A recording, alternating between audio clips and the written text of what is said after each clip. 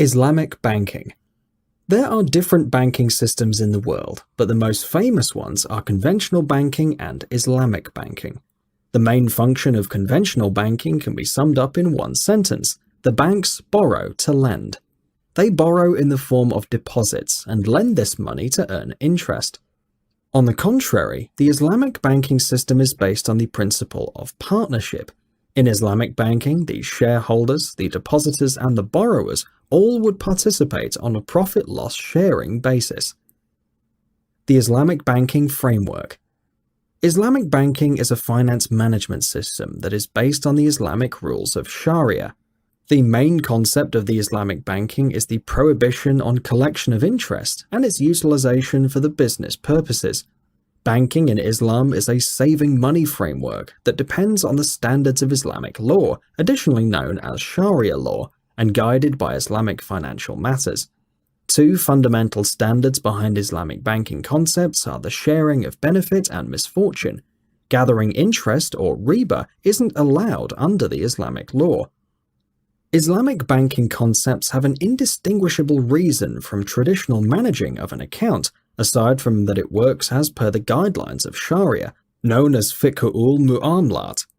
Banking in Islam as an account exercises must be polished, reliable, with the Sharia and its pragmatic application through the improvement of Islamic financial aspects.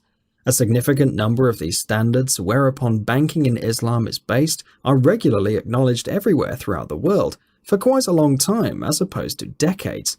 These standards are not new, but rather their unique state has been changed throughout the hundreds of years.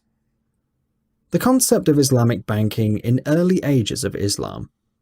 The history of banking in Islam goes back to the earliest reference point of Islam in the 7th century. The first spouse of the Prophet Muhammad, peace be upon him, Khadija, was a trader, and he went about as a specialist for her business, utilizing a significant number of similar standards utilized as a part of contemporary Islamic banking concepts.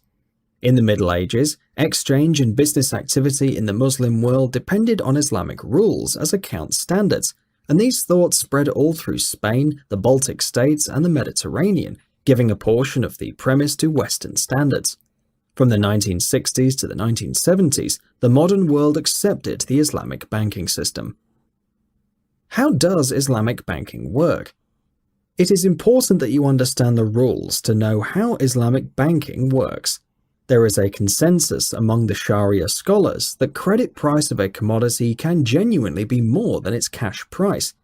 The Islamic Fiqh Academy of OIC and Sharia boards of all Islamic banks approve the legality of this difference.